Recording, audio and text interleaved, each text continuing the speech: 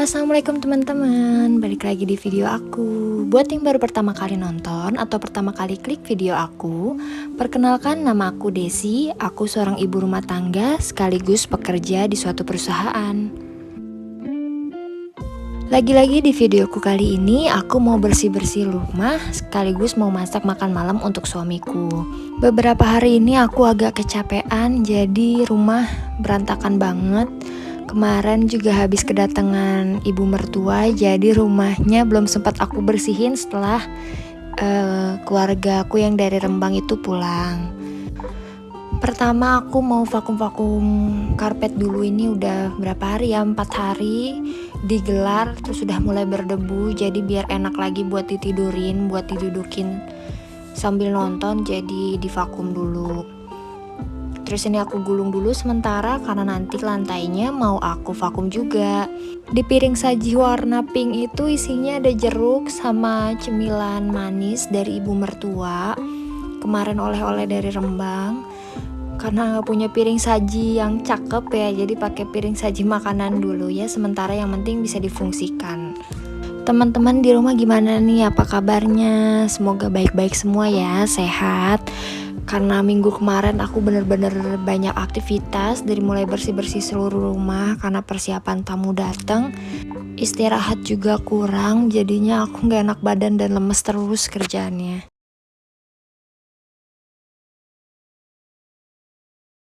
Alhamdulillah hari ini badan udah mulai seger. Dari kemarin, dari hari Senin itu pulang kerja jam 11 siang, benar-benar tepar banget, langsung tidur sampai sore. Abis sholat zuhur tuh langsung tidur sampai sore, dan aku gak aktivitas sama sekali, rumah gak aku bersihin. Jadi aku benar-benar full recovery badan.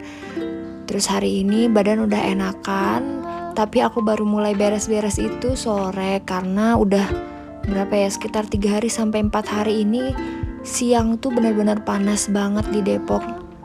Sampai rumah tuh anget rasanya, jadi aku udah gak bisa berkutik, aku gak bakalan betah kalau misalnya bersih-bersih siang-siang. Jadi begitu mulai adem, aku baru mulai deh ada niat buat bersih-bersih. Ini juga aku bersih-bersihnya di jam 5, jadi nyambung. Tadi udah hampir maghrib, pas maghrib aku berhenti sholat, terus aku lanjut lagi karena udah mulai adem kan, semangatnya nih tinggi buat bersih-bersih.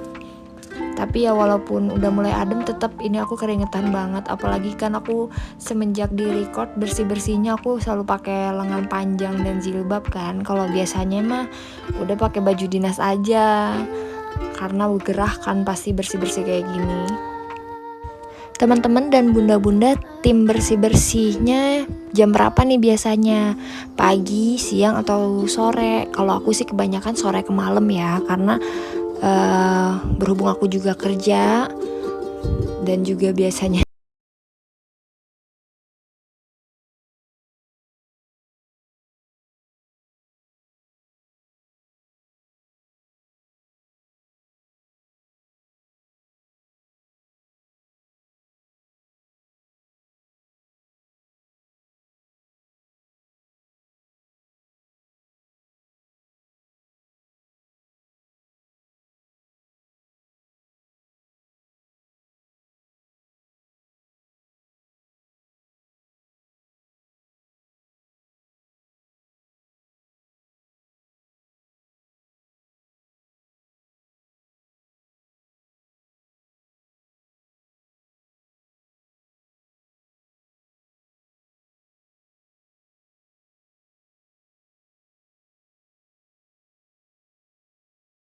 cerita tentang vacuum cleaner yang aku punya ini.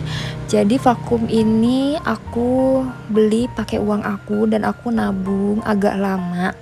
Terus aku beli tuh kalau nggak salah ya, aku beli pas aku ulang tahun kemarin buat reward aku. Terus baru dipakai 1 kali sama suamiku tuh nggak sengaja, vakumnya kesiram sama air akuarium yang lagi dia kuras. Tiba-tiba udah vakumnya aku lihat kok basah gitu. Gak taunya aku tanya-tanya, akhirnya bener kena air akuarium. Terus mati tuh. Aku coba servis, aku tanya kemana-mana tuh nggak ada yang bisa. Terus aku tanya ke customer service juga nggak bisa karena baterainya nggak dijual. Akhirnya suamiku bertanggung jawab berbulan-bulan nyariin tempat servis, dapatlah di area Glodok. Dan di area Glodok itu ternyata ada yang bisa ngebenerin vakum aku, jadi baterainya tuh dicas lagi. Aku nggak ngerti deh gimana caranya, pokoknya terbaik banget deh, vakumnya bisa lagi digunain. Terus ditahan dulu ceritanya, ini aku lagi di kamar depan, aku bersihin kamar depan. Ini kemarin aku pakai buat tidur aku sama ibu berdua. Terus yang di kamar aku yang di belakang itu ada bapak sama Pak D. Untuk suamiku tidurnya di lantai di depan TV. Oh ya, aku lanjut lagi ya cerita soal vakum. Nah terus karena itu satu-satunya barang kesayangan aku udah bener-bener pengenin vakum itu dari awal nikah, biar aku gampang bersih-bersihinnya. Sampai aku nabung, pas tahu vakum aku basah, kesiram, rusak, nggak bisa dipakai, aku tuh nangis kayak, ya Allah, aku beli mahal-mahal baru dipakai sekali udah rusak gitu. Terus tapi aku kayak coba untuk sadar, oke, aku nggak boleh marah sama suamiku cuman gara-gara barang. Seberapapun besar harga barangnya, tapi tetap aku nggak boleh marah. Akhirnya aku ikhlas, ya udah aku nggak masalahin lagi, tapi suamiku tetap cariin tukang servis yang bisa. Karena kan kantornya di daerah Kota Tua yang nggak jauh dari Glodok. Jadi dia cari-cari, akhirnya ketemu juga. Alhamdulillah ya, masih rezeki, karena kalau beli lagi kayaknya aku gak sanggup. Terus lanjut ini aku bersihin kamar aku depan, seger ya. Ini spraynya ini juga hadiah. Bener deh, aku gak pernah beli spray. Satu-satunya yang aku beli cuma yang warna putih. Jadi ini aku baru buka hadiah 2 tahun lalu dari kakak iparku, dan baru kepake karena kemarin kan aku ganti-gantiin semua spray, ibu bapak mau dateng. Ini juga tapi udah aku laundry ya sebelum aku pasang. Waktu baru nikah terus buka kado-kado dari teman-teman, alhamdulillah banget, senang lihat kado-kadonya karena semua kadonya tuh bermanfaat buat aku. Jadi aku tuh nggak banyak beli barang buat ngisi rumah, apalagi di area dapur ya. Aku tuh jarang banget buat beli kayak piring-piring saji, terus gelas-gelas, itu kebanyakan dari hadiah semua. Bahkan panci-panci yang aku pakai, teflon yang aku pakai itu semua hadiah. Satu-satunya teflon yang aku beli, aku cuma beli 1 teflon dan itu udah rusak. Itu pun aku beli dari awal rumah ini jadi kan, karena ditempatin sama suamiku dulu buat dia Sabtu Minggu kesini. Jadi aku beliin teflon sama 1 panci buat bikin Indomie. Sisanya ya semua hadiah, jadi aku bersyukur banget. Alhamdulillah ya, enak juga nikah banyak dapat hadiah.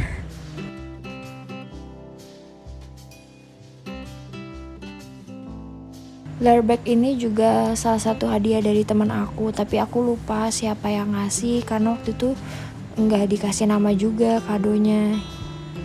Bener deh, out of the box banget ngasih barang segede gini buat kado pernikahan.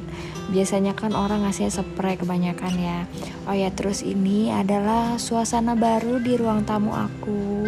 Alhamdulillah banget, kemarin sehari sebelum keluarga dari Rembang datang, suami punya rezeki lebih buat beli TV. Katanya biar keluarga yang datang ke sini ada hiburannya, nggak sepi. Jadi begini deh penampakannya.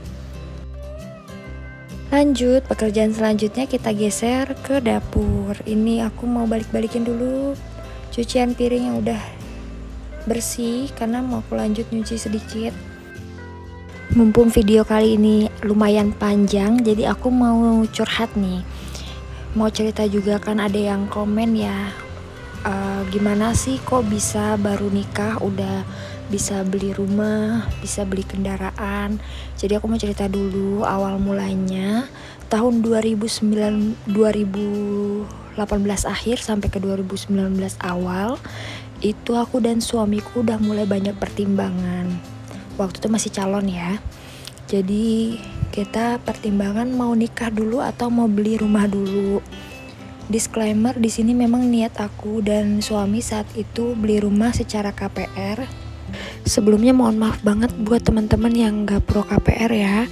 Jadi tolong jangan dihakimi akunya, karena juga aku buat ngambil KPR ini perlu pertimbangan yang lebih. Doain aja ke depannya aku dan suami punya rezeki untuk segera melunasi KPR-nya. Dilanjut ya ceritanya. Dan juga aku sama suamiku gak mau sama sekali ngerepotin orang tua untuk acara nikahan. Jadi kami maunya biaya pernikahan untuk yang intinya full 100% dari kami berdua. Jadi dari tahun 2018 itu mulai nih kita cari survei rumah, karena kita benar-benar nol, gak tahu gimana persyaratannya. Yang kita tahu ya semua itu ada biaya KPR, biaya notaris, dan DP. Itu kan juga butuh duit yang lumayan besar ya, dan nikah juga butuh duit yang lumayan besar. Akhirnya kita survei lah ke rumah ini, ke perumahan ini. Saat itu kita coba booking 2 juta dari uang yang kita punya saat itu. Terus udah kita tinggal sampai akhirnya rumahnya ternyata bisa akad dan tanpa DP, juga tanpa biaya notaris dan lain-lain. Benar-benar kita cuman ngeluarin duit 5 juta untuk booking fee sampai akad. Alhamdulillah banget, bersyukur. Nah, akad perumahan ini kan di tahun 2019. Di tahun 2019 juga kita mulai lamaran. Orang tua dari Rembang datang ke Bekasi lamaran dan ditentukan tanggal pernikahan di tanggal 3 Oktober tahun 2020. Jadi sekitar 15 bulan setelah lamaran. Nah, dari pas habis lamaran itu baru kita mulai nabung, benar-benar nabung di situ. Dan juga kita sudah mulai ada cicilan rumah kan. Semua itu kita bagi 2. Sampai biaya pernikahan itu kita bagi 2. Pada saat itu untuk anak di umuran seperti kita, baru-barunya kerja, nerima gaji yang lumayan, pasti kan banyak pengennya. Nah, caranya kita bisa nabung itu ya kita tahan. Kita jarang beli barang branded, handphone kita juga belum kayak sekarang. Terus kita jarang main keluar yang perlu biaya duit banyak. Biasanya main juga pasti ke rumah aku di Bekasi, jadi biayanya sedikit gitu. Pokoknya kita fokus buat nabung. Alhamdulillah dengan banyaknya cobaan, hawa nafsu, kita bisa nahan semuanya dan akhirnya targetnya tercapai. Di samping itu juga supaya kita bisa nabung lebih banyak, kita juga banyak keluarin sedekah.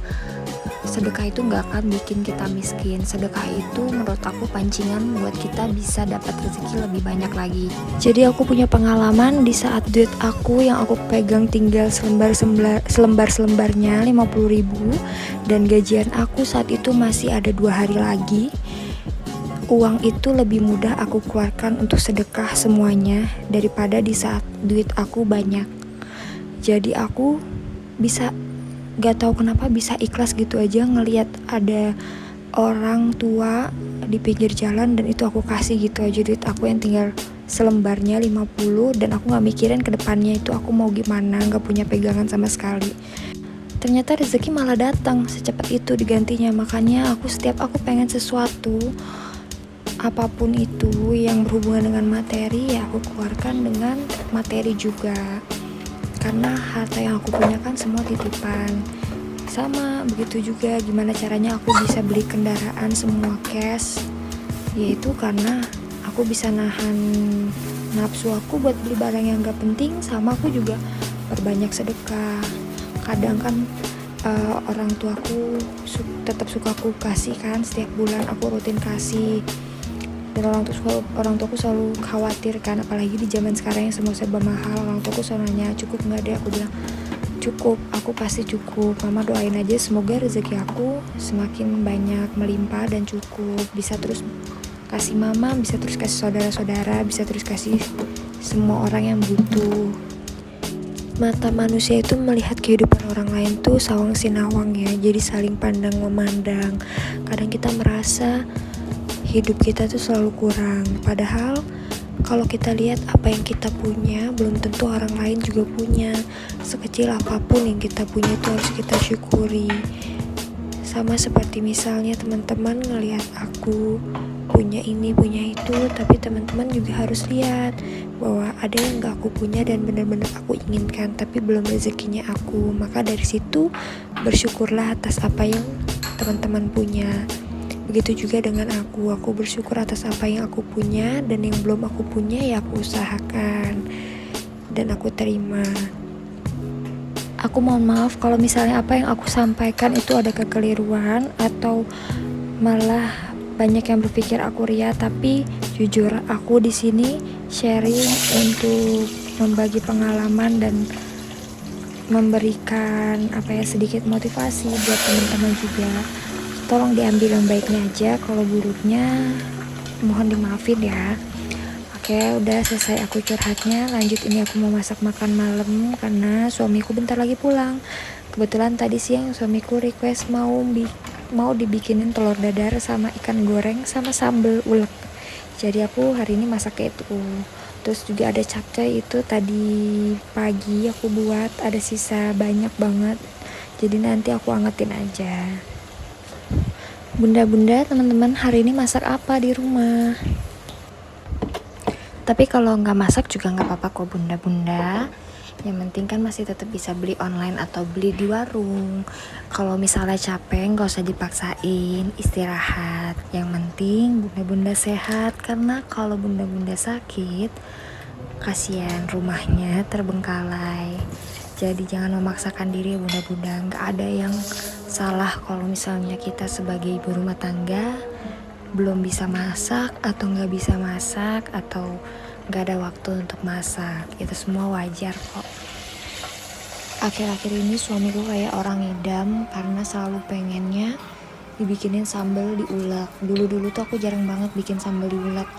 Pernah bikin, cuman kadang aku males dan capek kalau ngulek.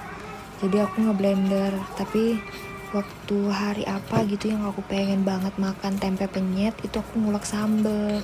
Udah suamiku ketagihan, kayak aku pengennya kalau sambal pokoknya diulek kamu ya. Kalau suami udah perintah kayak gitu ya kita laksanain. Karena malah semangat kalau misalnya di request.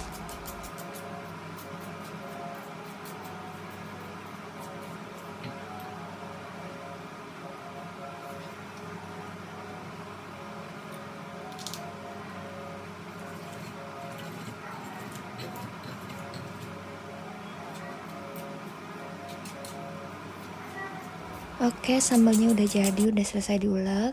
Lanjut mau goreng ikan kembung. Aku goreng 3 biji, ternyata kecil-kecil banget ya ikannya. Jadi 2 buat suamiku, 1 buat aku. Alhamdulillah masakan hari ini udah jadi, sederhana tapi nikmat karena ada sambal. Oke, videoku hari ini sampai di sini aja ya. Kita mau lanjut makan. Makasih buat teman-teman yang udah nonton video aku. Semoga video aku bisa menghibur teman-teman semua. Sampai jumpa di lain waktu. Bye.